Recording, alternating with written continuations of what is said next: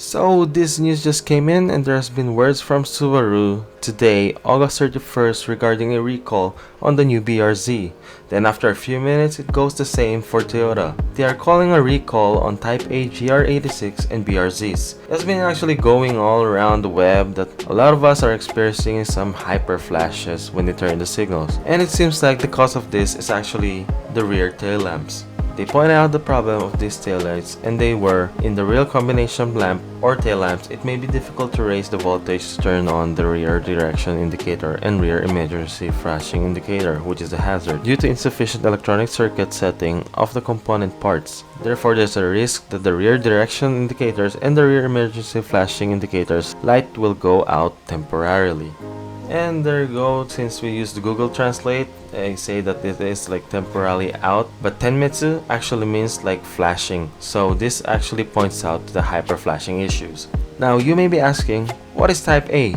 Many of you may not know that whenever Subaru releases a car, they do minor changes on a certain chassis 4 times before completely making a new one.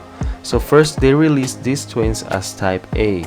Later, around April 22nd, they made minor changes on the catalytic converter and headlight switch, and that's where it started to become the Type B. On Type C, this is the time where Subaru usually does a facelift on the car.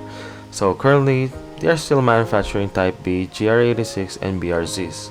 So there were rumors that they will add the Subaru EyeSight technology on manual cars, and rumors are telling us that this will be the Type C.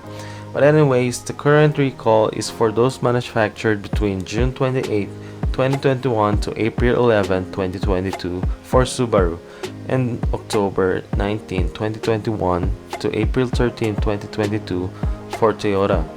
So the question is, what are the countermeasures? So their current countermeasure for the recall is to replace both taillights.